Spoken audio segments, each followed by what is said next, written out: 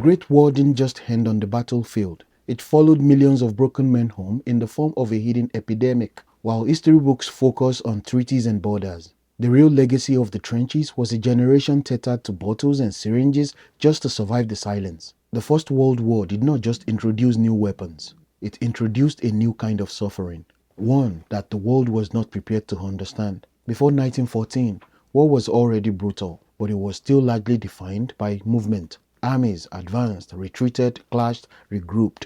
Even in its chaos, there was a rhythm to it. Soldiers faced danger, but it came in bursts. You fought, you survived, you moved on. World War I erased that rhythm. What replaced it was something far more insidious, something slow, constant, and invisible. It was the birth of industrialized trauma. The defining feature of this new kind of warfare was artillery, not rifles, not bayonets, artillery. Massive guns positioned miles away, firing shells in endless waves, day and night, often without pause. These were not isolated explosions. They were sustained barrages that could last for hours, days, sometimes even weeks. The scale was unprecedented. Entire landscapes were turned into mud, craters and ash. Forests vanished. Villages were erased. The ground itself seemed to shake continuously. Soldiers described it not as noise, but as something that lived inside their bodies. A constant concussion that rattled the brain, disrupted sleep, shattered nerves, and dissolved any sense of normalcy. This is where something new began to emerge, something that military doctors at the time struggled to explain. Men who had not been physically wounded began to break down. They trembled uncontrollably. They could not speak. Some went blind or deaf with no physical injury. Others froze completely, unable to move or respond. Some laughed hysterically. Others cried without stopping. Many simply shut down. Pretty tough. How did you feel up there?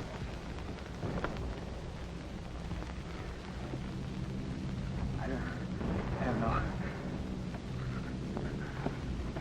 All mixed up in my head. I just sort of lost control. You say you've never been like this before? Never before. Smoke? Bill Brown's anxiety reaction is fairly severe and is characterized by tremor and manifestations of panic.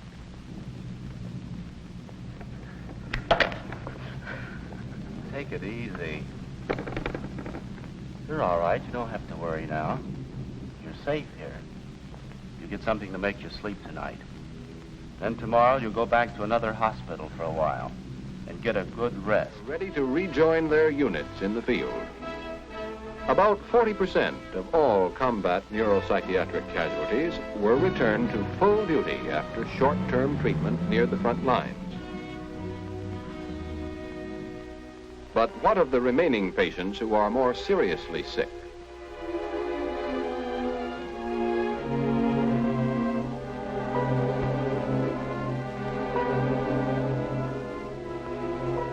The further disposition of these cases is decided by the examining psychiatrist.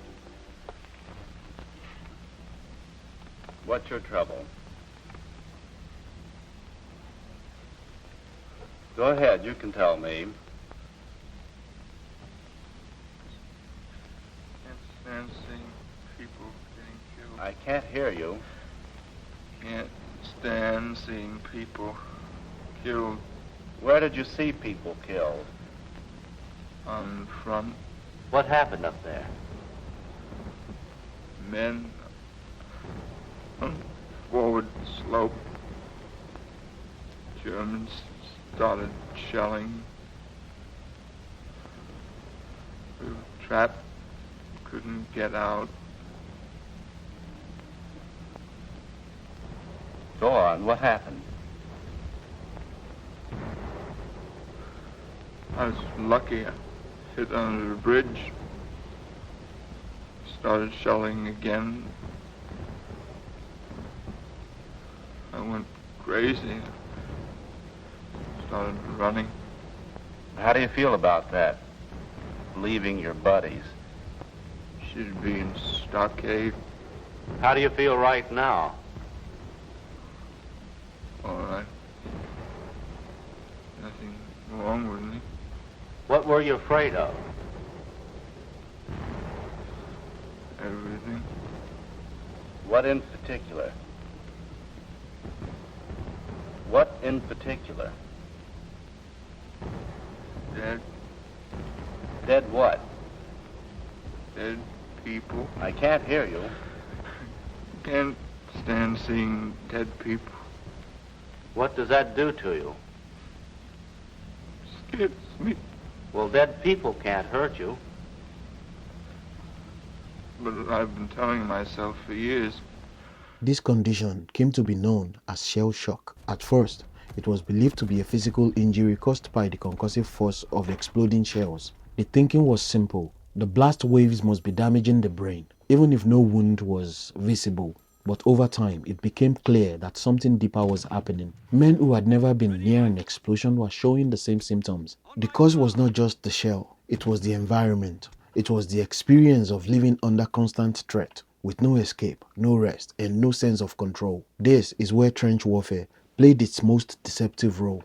On the surface, the trenches offered protection. They were designed to shield soldiers from direct fire. Compared to standing in the open, they were safer. But that safety was physical, not psychological. In reality, the trenches became prisons. Soldiers spent weeks, sometimes months, confined in narrow, muddy channels carved into the heart, surrounded by barbed wire, corpses, rats, disease, and the constant smell of decay. The enemy was often a few hundred yards away, but rarely visible. There was no decisive engagement, no clear moment of action that could release the built-up tension. Instead, there was waiting, endless waiting. Waiting for the next shell, waiting for the next attack, waiting for the whistle that will send them over the top, waiting for something to happen, anything to break the silence, even though they knew that whatever came would likely be violent and deadly. This waiting was not calm, it was loaded with dread. Every second carried the possibility of sudden death. A shell could land at any moment. A sniper could take you out without warning. Gas could drift silently into the trench. There was no safe time, no safe place, no mental reset. And the human mind is not built to live in that state indefinitely. The result was a slow erosion of the soldiers' psychological defenses. Not a single breaking point, but a gradual collapse. The constant pressure wore them down, layer by layer, until something gave way. But the military institutions of the time were not prepared to deal with this. The early response to shell shock was not compassion, it was suspicion. Commanders and doctors often viewed these symptoms as a failure of character rather than a legitimate condition. Men who could no longer fight were labeled as cowards, malingerers, or weak. The priority was not to understand what was happening to them. The priority was to maintain discipline and keep soldiers in the fight. Some soldiers were given rest, but many were subjected to harsh methods designed to force them back into action. Electric shock therapy, strict routines, and even punishment were used in an attempt to snap them out of their condition. The underlying assumption was that these men could control their symptoms if they simply tried harder, but they couldn't, because what they were experiencing was not a lack of will. It was the mind's response to an environment it could no longer process. With little institutional support and a culture that discouraged vulnerability, soldiers were left to find their own ways of coping. And that is where the seeds of post-war substance reliance began to take root. In the trenches, relief was scarce. There were few escapes from the noise, the fear, and the monotony. Alcohol was widely available, often issued in rations to boost morale. It dulled the edge of fear, if only temporarily. Tobacco was everywhere, providing a brief sense of calm and routine. In some cases, stronger substances circulated informally, offering a deeper, though more dangerous escape. These were not seen as problems at the time, they were seen as necessities, ways to take the edge off, ways to get through the night, ways to function in a world that had become unbearable. What began as coping mechanisms in the trenches would follow many of these men home, because the war did not end when they left the battlefield. The noise, the fear, the waiting, the tension, the trauma, it stayed with them, and the habits they formed to survive it stayed with them too. This was the beginning of a new relationship between trauma and substance use, one that will shape generations to come.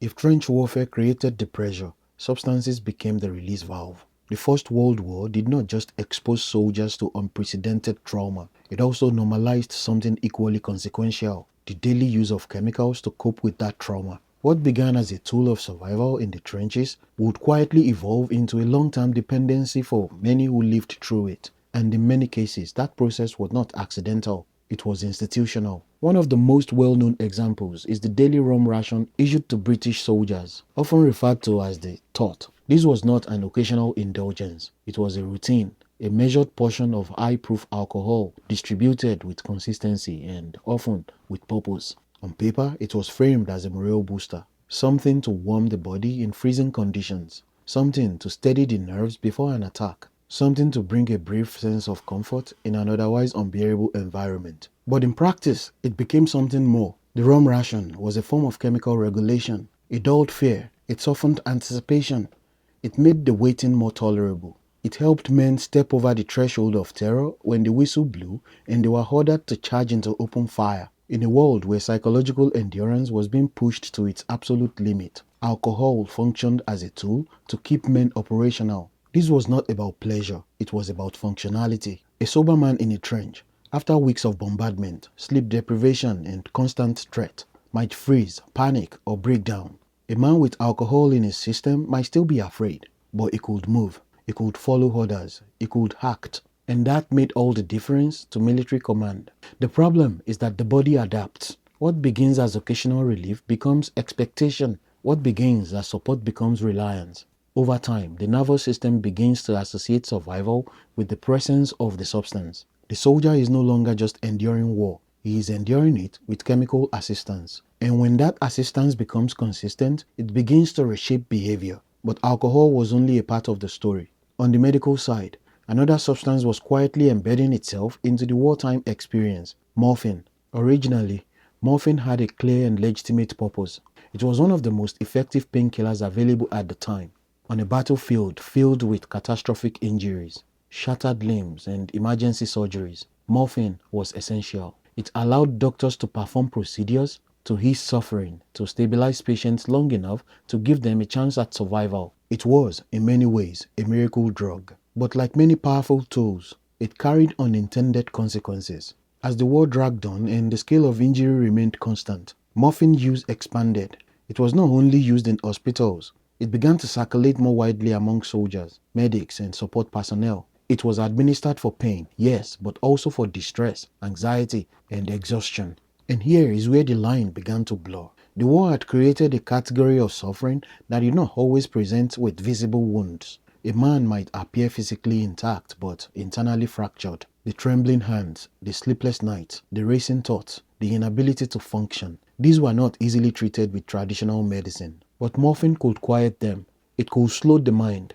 It could numb the emotional intensity.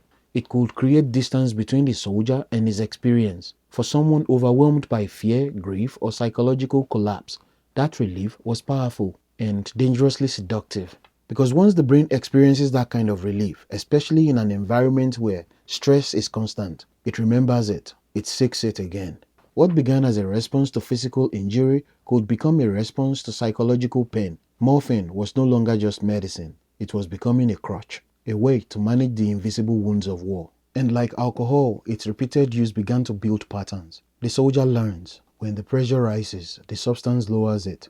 When the memories intrude, the substance quiets them. When the body cannot rest, the substance forces it to. These patterns do not disappear when the war ends. They follow the soldier home. And this is where the real crisis begins. Because when the war ended, the environment changed overnight, but the minds of the soldiers did not. They returned to cities, towns, and families that had no real understanding of what they had experienced. There was no language for shell shock in everyday life, no widespread framework for trauma, no cultural awareness of post-war psychological injury. To the outside world, the war was over. To the soldier, it wasn't. The noise might have stopped, but the echoes remained. The sudden sounds, the anxiety, the hyper-awareness, the emotional numbness, the inability to relax. This did not vanish just because the uniform came off. And now, the coping mechanisms that had been normalized in the trenches were no longer structured or controlled. There was no ration schedule, no medic administering doses, no shared environment where everyone understood the need. There was only the individual, alone with his memories, and the knowledge that substances had once helped him survive. So he reached for them again. But this time, there were no limits. Alcohol was readily available in civilian life.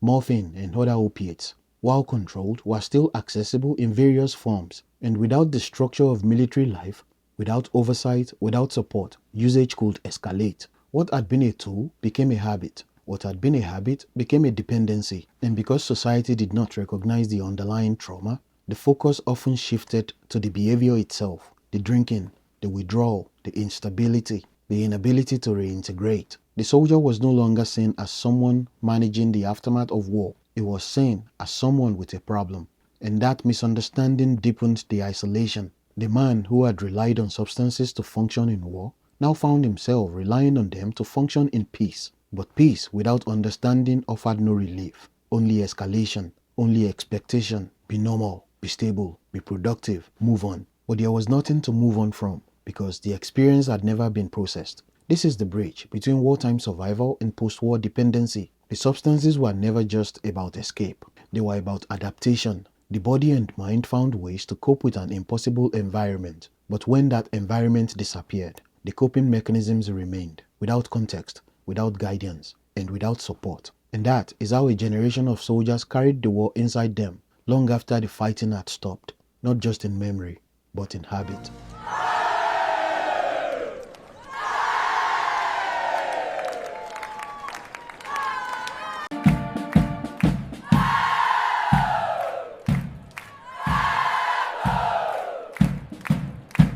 When the war ended, the guns felt silent, the trenches emptied, the uniforms came off. But for the men who had lived inside that world, the war did not end in any meaningful way. It followed them home. What awaited them was not celebration, not understanding, not reintegration. What awaited them was a collision between two completely incompatible realities. On one side was the front line, a place of horror, yes, but also a place of structure. A place where every man around you understood exactly what you were going through because they were going through it too. A place where fear was shared, where danger was constant, where survival created a strange, unspoken bond between men. The trenches were brutal, but they were not isolating. In fact, they created one of the strongest forms of human connection imaginable. Brotherhood forged under pressure. Trust built in moments where your life literally depended on the man next to you. There was no pretending, no social masks, no need to explain yourself. Everyone knew. Then suddenly, that world disappeared. And what replaced it was silence. The soldier returned home to a society that had not experienced what he had experienced. Families were relieved. Communities were proud, but there was a fundamental gap. A gap of understanding that could not be bridged with words, because there were no words.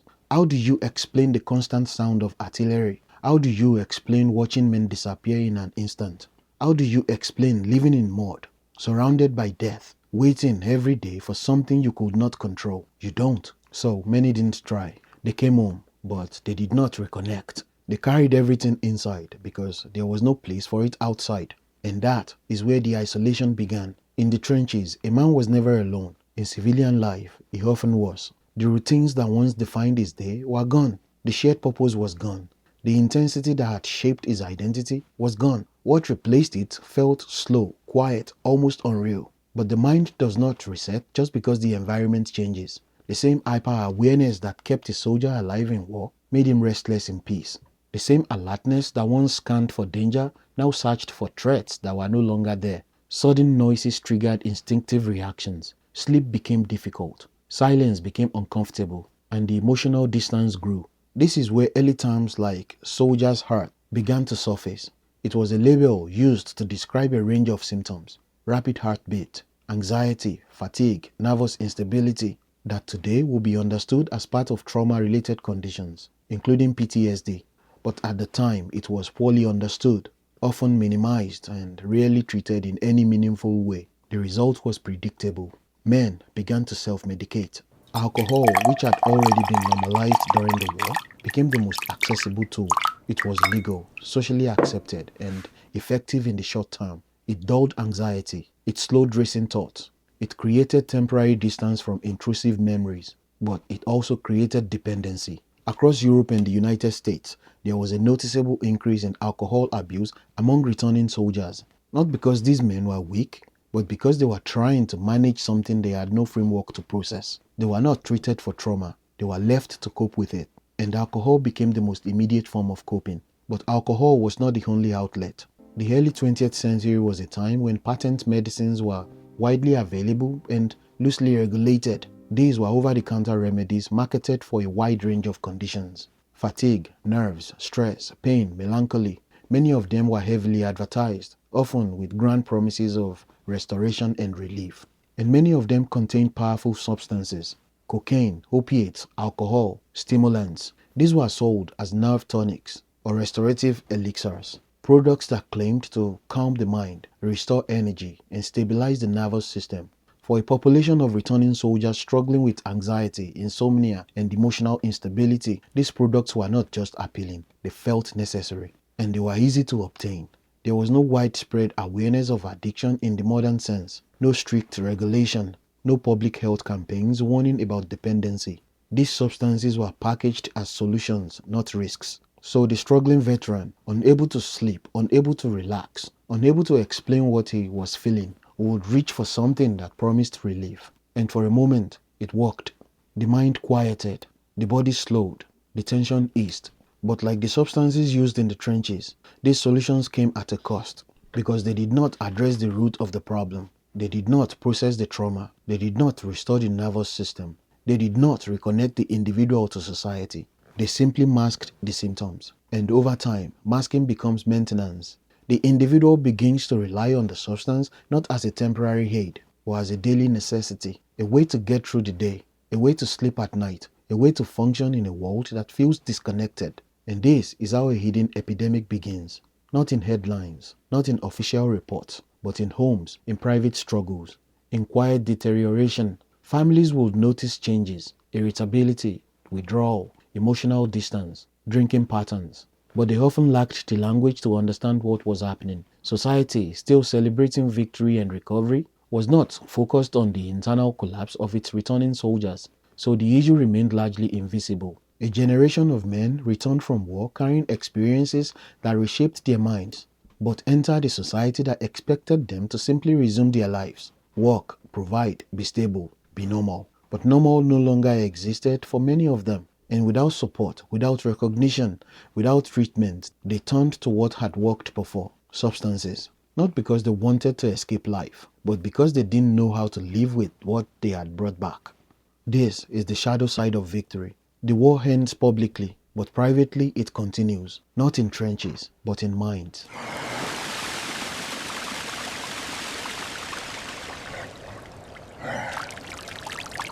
How much you got left in that jug there? Just enough to make a splash.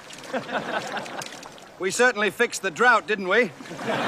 By the time the war generation began settling back into civilian life, the consequences were no longer hidden. They were visible. They showed up in crowded streets, in factory floors, in homes, in public houses. Men who had survived the trenches were now struggling to survive peace. Their behavior did not always fit the expectations of a society eager to move forward. There was irritability, withdrawal, instability, heavy drinking, and in many cases, clear dependence on substances that had once helped them endure the war. And society responded, not with understanding, with control. Because what the public saw was not trauma. What they saw was disorder. They saw men drinking heavily in public. They saw rising alcohol abuse.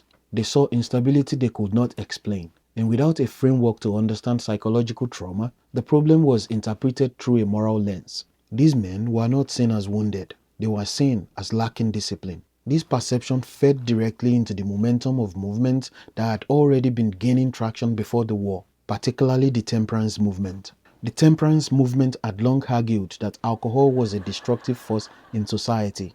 It linked drinking to poverty, violence, family breakdown, and moral decline. Before the war, this movement had already begun influencing public opinion, especially in the United States. But after the war, the urgency intensified. Now there was visible evidence: large numbers of men struggling with alcohol in ways that seemed uncontrolled and dangerous. To many reformers, this confirmed what they had been saying all along. Alcohol was the problem, and the solution, in their eyes, was simple: remove it. This is how the United States moved into one of the most radical social experiments in its history: prohibition. With the ratification of the 18th Amendment in 1919 and the passage of the Volstead Act, the production, sale, and distribution of alcohol were banned nationwide. The goal was to restore order, reduce crime, improve public health, and stabilize society. But the underlying assumption was flawed because it treated the symptom as the cause. Alcohol was not creating the trauma, it was being used to manage it.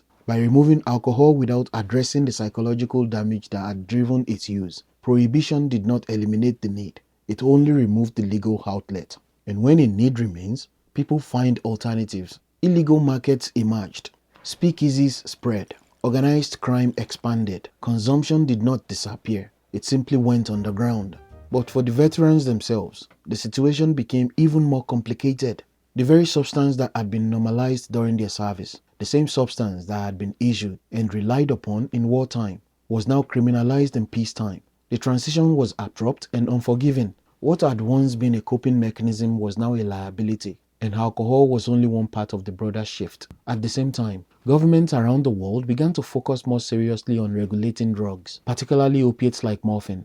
The widespread use of morphine during the war, combined with the growing number of individuals who had developed dependencies, created a new public health concern. This concern quickly translated into policy. The early 20th century saw the emergence of some of the first major international drug control efforts. Agreements like the Hague Opium Convention, which was initially signed in 1912, but gaining greater enforcement momentum after the war, and subsequent national laws aimed to restrict the production, distribution, and use of narcotics. In the United States, this took form through legislation like the Harrison Narcotics Tax Act of 1914, which began regulating opiates and cocaine under the framework of taxation and medical control. After the war, enforcement intensified and access became more restricted. Again, the intention was to control a growing problem, but again, the approach focused on restriction rather than understanding.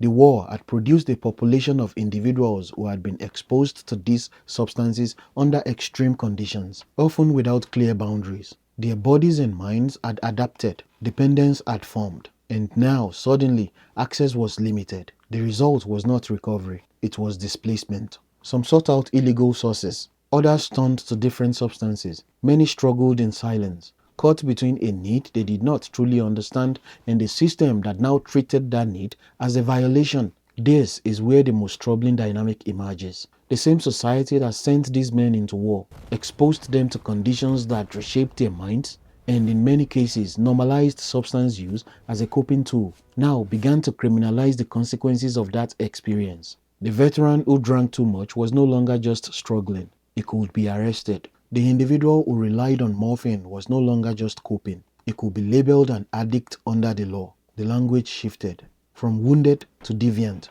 from survivor to problem. And once that shift happens, the response changes. Instead of care, there is punishment.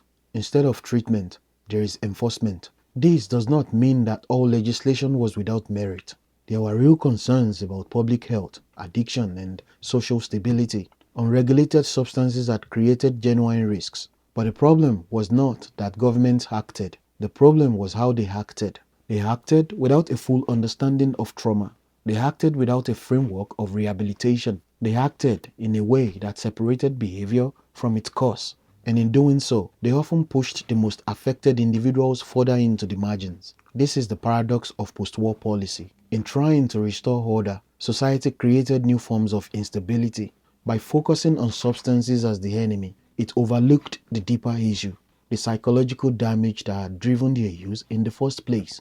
And because that damage remained unaddressed, the cycle continued. People continued to seek relief, systems continued to restrict access, and the gap between need and support widened. This is not just a historical moment, it is a pattern. The pattern where trauma produces behavior, behavior triggers fear, and fear produces control. But without addressing the original trauma, the cycle repeats in different forms, across different generations. The soldiers of World War I became one of the earliest large-scale examples of this dynamic. They survived the war, but in many ways, they were left to navigate its aftermath alone, and the laws that followed, while intended to fix the problem, often ended up reshaping it into something even harder to escape. When I got back, everything felt different. The blast changed everything. I can't shake the feeling I should have done more. Coming back home was supposed to be easier than this. I don't feel like myself anymore.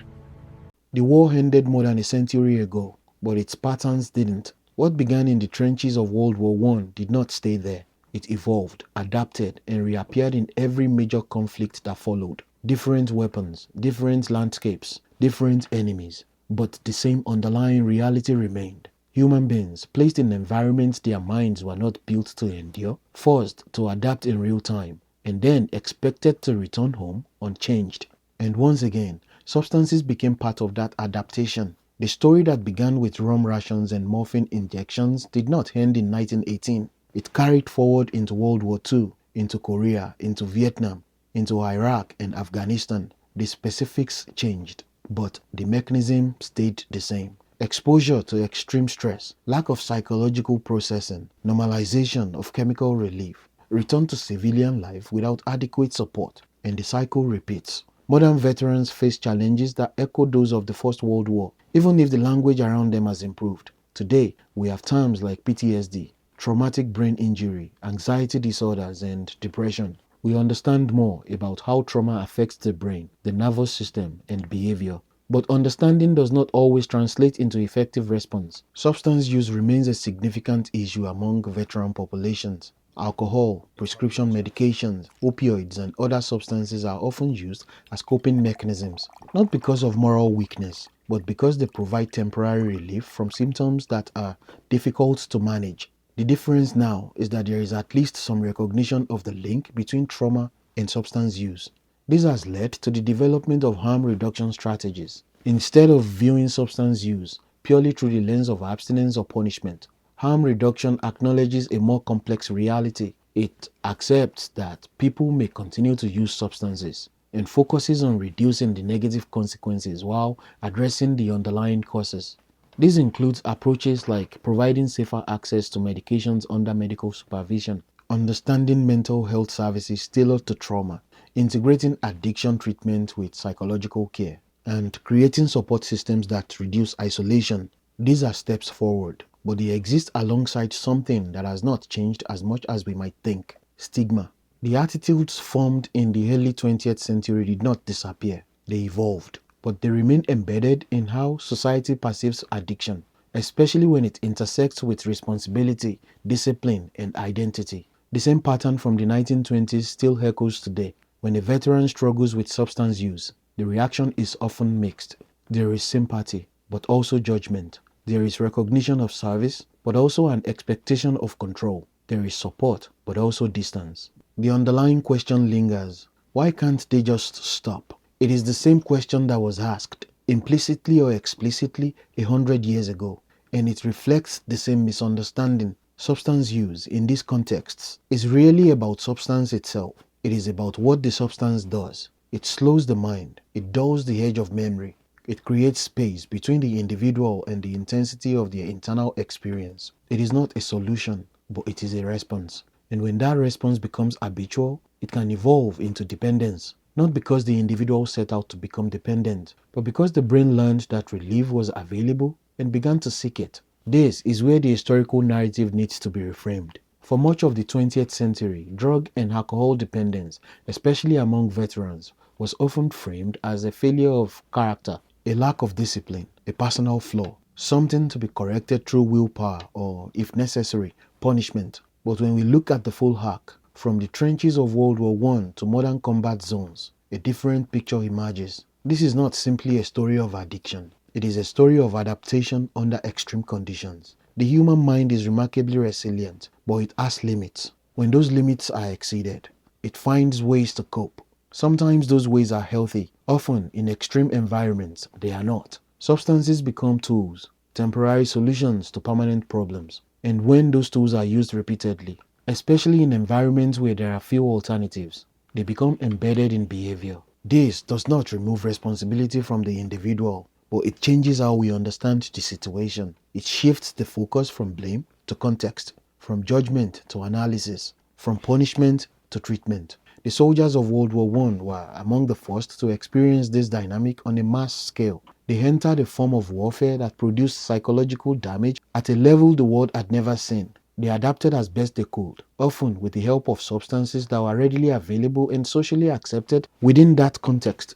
When they returned home, they carried those adaptations with them. And society, unprepared to understand what had happened, responded in ways that often made their situation worse. That legacy is still with us. It influences how policies are written, how treatment is structured, how individuals are perceived, how recovery is approached. But there is also progress. There is greater awareness now of the connection between trauma and substance use. There are more resources available. There is more research, more conversation, more willingness to engage with the complexity of the issue. The challenge is to continue that shift, to move fully away from the idea that substance reliance in these contexts is simply a moral failing, and toward the recognition that it is often a desperate survival mechanism, a mechanism that works in the short term but creates new problems over time. Understanding that does not excuse harmful behavior, but it does change the response. Because if the root is trauma, then the solution cannot be control alone. It has to include care. It has to include understanding. It has to include a willingness to look beyond the visible behavior and address the invisible cause. That is the lesson that began in the trenches. A lesson written not in policy, but in the lives of those who endured something their minds were never meant to endure. The war changed how battles were fought, but more importantly, it changed how the human mind was tested. And the echoes of that test are still being felt today. If this video made you realize how much influence and addiction can shape your life without you even noticing, then you need structure to break from it. That's exactly why I created my book, The Ultimate Guide to Overcoming Addiction: Steps, Tools, and Resources. It's a step-by-step system to help you understand addiction, take back control, and rebuild your life with clarity and discipline. If you're serious about change, the link is in the description.